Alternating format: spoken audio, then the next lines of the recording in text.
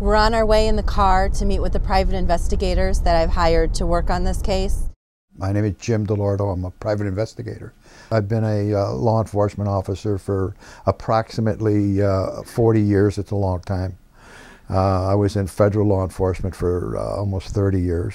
I live in the Chicago area and traveled to Aledo, Illinois to conduct that investigation. We didn't know exactly what we were going to find, other than the fact that there were a number of people that were never interviewed in the original investigation. Actually, we found out that there was no investigation by the defense attorney that was hired by the family. And when we went to talk to people, we found out that they had never been interviewed by anybody other than the police. So we know that nobody ever approached them. They never gave any evidence before. It was an awakening to find out how little was done, if anything, prior to him taking a guilty plea.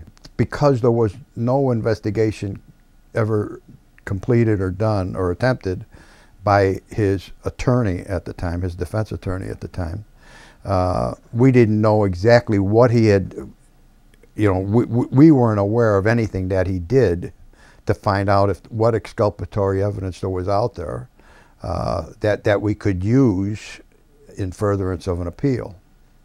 And one of the first things we found was that none of the witnesses would really cooperate with us, because for one reason or another they were either warned not to talk to us by family members or by the police in town or by the state's attorney's office, but none of them would cooperate and talk to us, other than 2 or 3.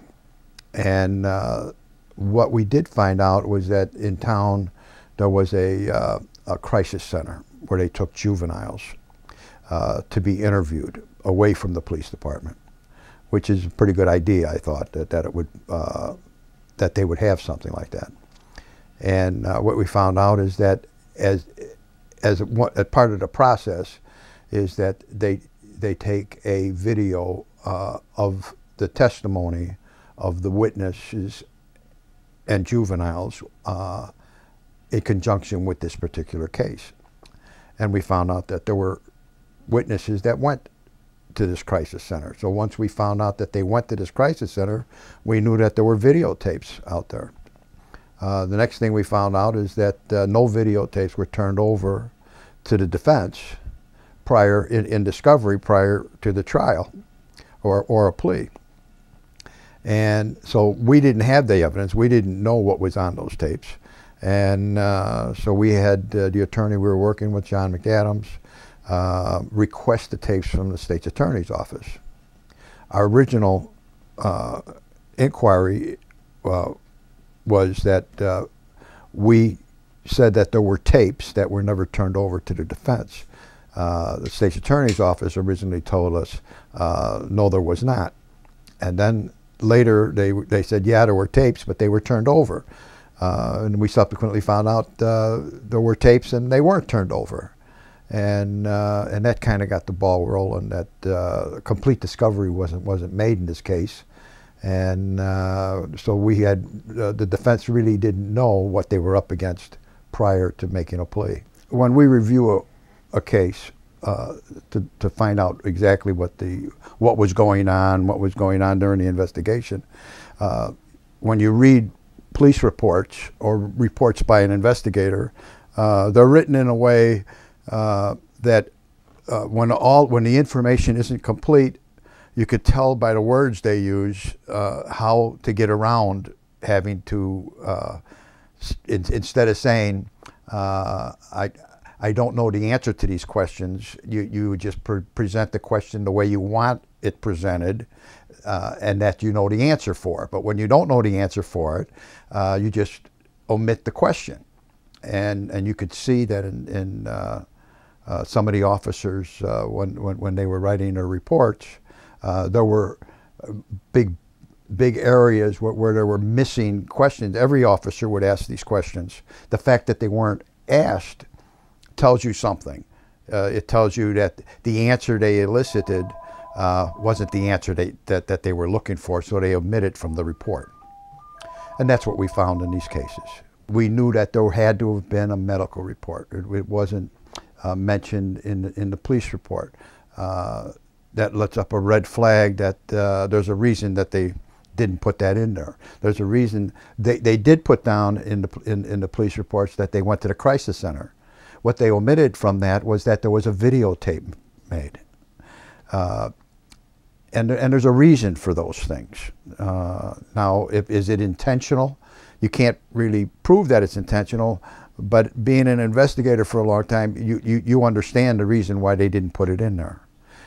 Like any exculpatory comments made by witnesses, you're not going to find those usually in a police report. And there's a reason, is they don't want to give the defense any ammunition. But they're supposed to. They're supposed to tell the truth on these issues. And when those things are omitted from a police report, like I say, no matter if people with experience in reading police reports or investigative reports, they understand right away, you know, that that's a red flag, and you put a mark on it and wonder why it wasn't done. A lot of things in this case were that I had bad feelings about. The most important one, I thought, was Ryan's age, that he was 18 years old, and that this was never taken into consideration by either the prosecutor, the state's attorney's office, or the judge in this case. His age, being 18 at the time that this occurred, never comes up anywhere, and is never really addressed by anyone.